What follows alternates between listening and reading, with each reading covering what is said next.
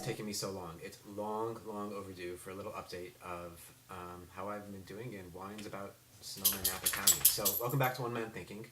It's a special Thanksgiving episode. I thought I would share with you guys my suggestions or ideas for Thanksgiving, some of the things I'm looking forward to drinking, and to introduce you to something new that I'll have a little bit of surprise in the end for my wine pairing. I'm going to do two parts. One is talking about the wines that I'm really excited about for Thanksgiving.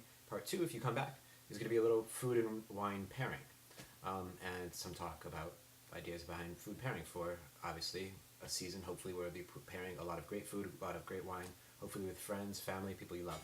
Okay, to the business of what I would suggestions that I have for Thanksgiving. First suggestion is Riesling. I think Riesling pairs incredibly well with food, and especially the sort of appetizer foods that people are often having.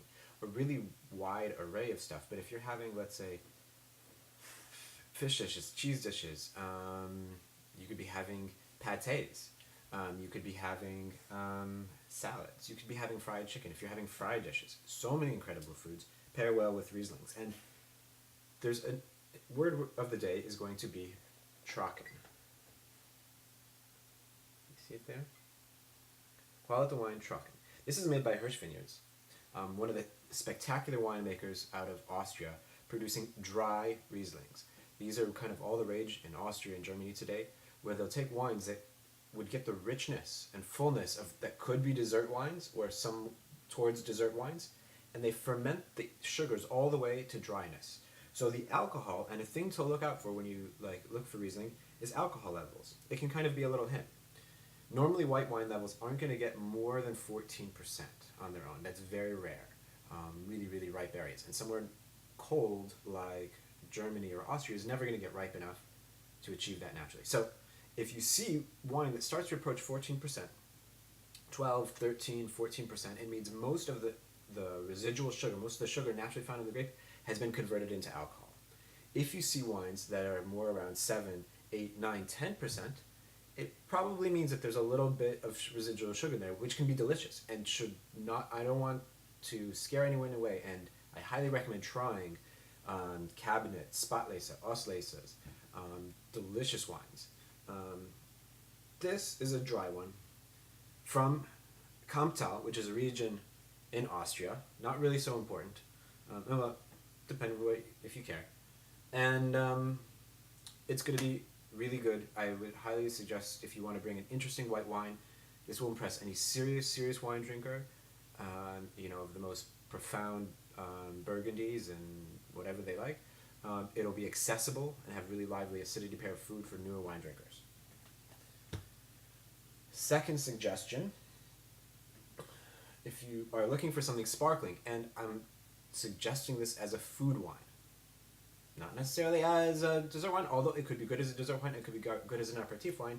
I'm recommending this as a food wine, Champagne. A lot of great ones out there, and I could go on and on about my love of Champagne, but times are a little bit tough, and you're looking for something to bring and something interesting and with style. $13 to $15 you can find Gruet. This is made in Arizona, Albuquerque, just outside of Albuquerque, by a family of French winemakers that moved part of their operations there and have been making some spectacular wines. They make different styles. They'll have Blanc de Blanc, Blanc de Noirs. That means made Blanc de Blanc is white from white, a wine completely made from Chardonnay. Blanc de Noir is completely made from Pinot Noir.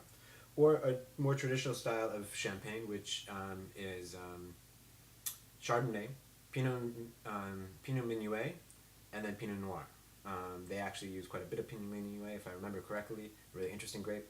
And they also make a rosé. All of them delicious. All of them pair really well with food. If you're thinking about it more for a dessert wine, I would suggest looking for the Blanc de Noir. I think it holds up to a lot of desserts. It's got a more fruit structure to it that's really delicious. And third is going to be Ohm Cellars. For those of you who've watched this video before, you've seen the Napa Valley Journal. I did a 2-part review of this wine, and it's really spectacular. Full disclosure, I've been working together with Pete Hoffman, the really great guy who's behind Ohm Vineyards him and his family, who are I really love dearly, are wonderful people. We've been working together and thinking about the '07 and the '08 vintage and starting to plan to be able to get this distributed nationally. And we think it's great wine, and I think you will too. It's very reasonably priced for the quality you're getting. It's not cheap. I'm not going to say it's not in the teens, it's not in the 20s, but if you want a nice gift or if you want to share something with a friend, or if you're just, yeah, share it with a friend. This is not a wine to drink alone. This is a wine to drink with someone you like. So let me know, and check out the video. I'll link it. I'll try to link it there below or put a comment to that. But what I really want to talk about is a really fantastic wine made from apples. And before you say, hold on, hold on, hold on, I want to read to you how this wine is made. I'm going to read it to you just a second. But this is Etienne Dupont. It's a brut apple cider made from Normandy. Now in Normandy, it's too cold to grow grapes. You can't grow grapes there very well, and you're not going to harvest any fruit, and it's never going to get ripe. But you can grow incredible apples. And listen to what they do with these apples. And if this isn't wine, then you know what? I don't think I know what wine is, because I've been in the vineyards, and this is what wine is all about. So the apples are used. The apples we are using are the same as those we use to make Calvados. They're apples from a small region in Normandy, the Pays d'Auge. Soils of Pays d'Auge are clay and marly. These soils are very poor, and they restrict the growth of the trees. Now this is very important in grapes, so you want to have the vines work very hard and slow back their vegetative growth, so they focus more of their energy into the production of fruit and reproducing. The apples are picked at good maturity. After 3 to 4 weeks of ripening period, in open worked boxes called paloxes, the apples are crushed.